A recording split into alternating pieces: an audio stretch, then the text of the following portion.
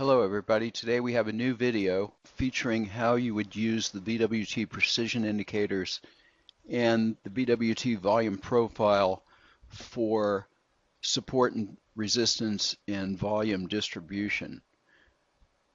I'm first going to explain what the volume profile is. It really requires a lengthy discussion, but I'm going to do my best to explain it in the simplest way possible without getting into longer drawn out theory and explanation of it. The volume profile shows us the distribution of volume on a vertical axis of volume at each price level. So the top of the profile here is the least amount of volume, and the bottom here is the least amount of volume at the low. So you can see that the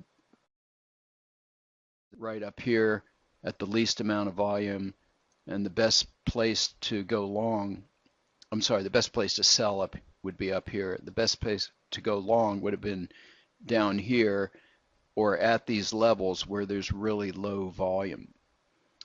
The dotted lines represent the value area and the point of control. The point of control is where the most volume traded from the previous day.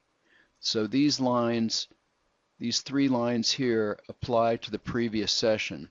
On this chart, I have the pit session plotted.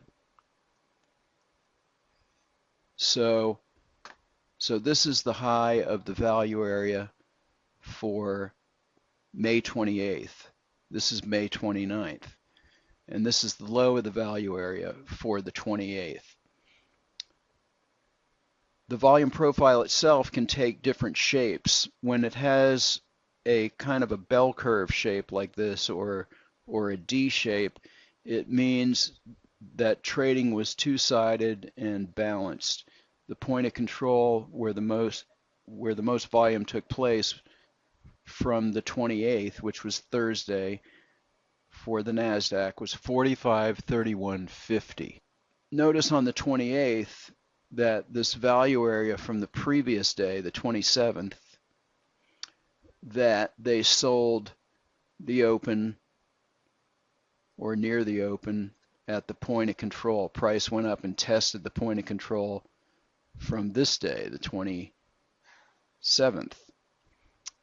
And it came down and it didn't make it to the low of the value area from the 27th, but resulted in kind of a sideways day. And then today, the 29th, which is Friday,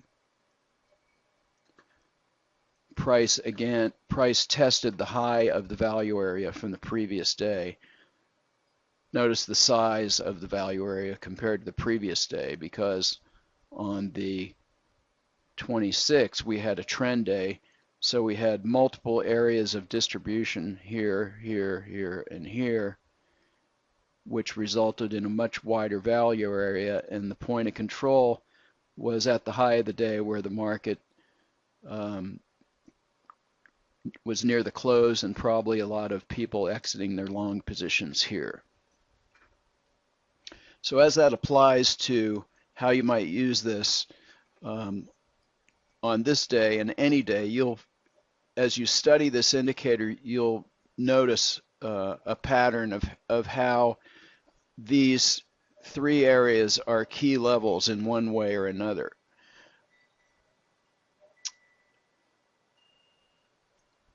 The way you would use the precision indicators along with these levels is to use our standard trade setup for the indicators. On the chart, I have the BWT precision trend, the BWT precision moving average, and again the BWT precision trend plotted a little bit differently with a higher sensitivity that acts as similar to like a higher time frame. What we're looking for is for all these things to line up.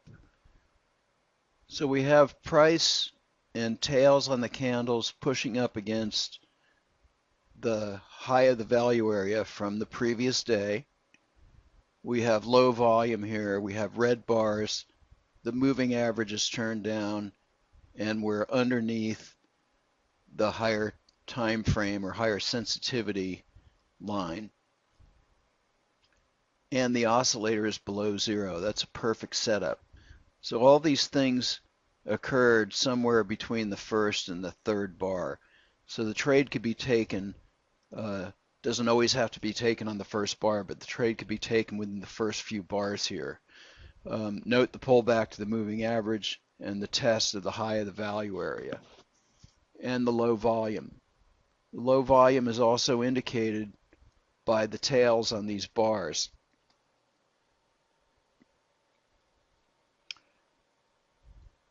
Price came down about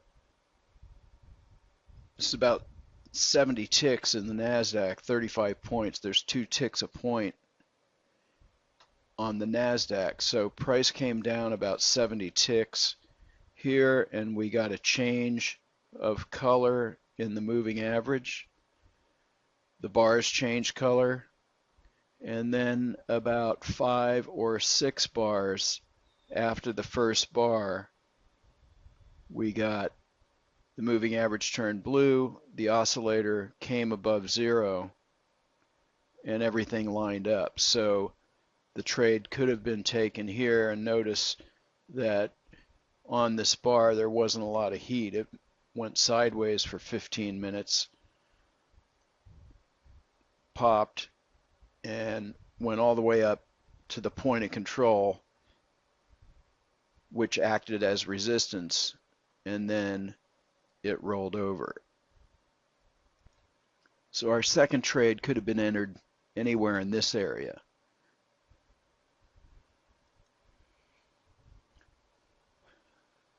The market actually twice tested the point of control here, and we can see this kind of surge of volume here as traders were undecided which way it was going to go, but apparently this area held and sellers came in and pushed the market down, and the indicators gave us confirmation. We had red bars, moving average red, the higher time frame or HTF line red, the oscillator below zero, so the trade could have been taken at the close of the first bar or the second bar here. So on this day there were 3 good swings in a 5-minute chart, all of them tradable if you followed the rules. This is one example of how you would use the BWT precision indicators.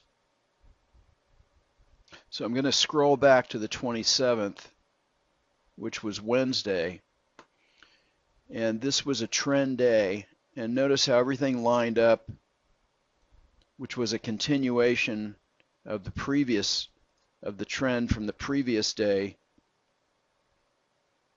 Everything lined up. We had some red bars here, but the rules were not all lined up.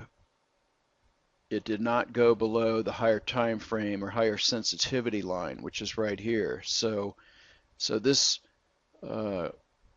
short indication here with red bars would be ignored because everything did not line up. The oscillator only went a little bit below the zero line, just barely.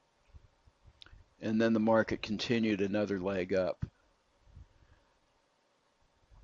Note that on the open, it tested the value area high from the previous day,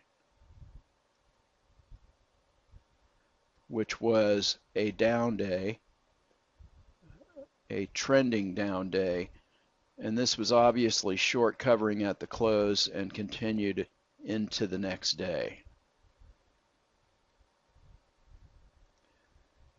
The BWT precision indicators were originally developed around 2005 and first released on TradeStation in 2006, well before popular forums, indicators like SuperTrend and so forth. BWT has been using this technique for quite a long time. If you'd like to find out more about this, please visit our website or contact us via email.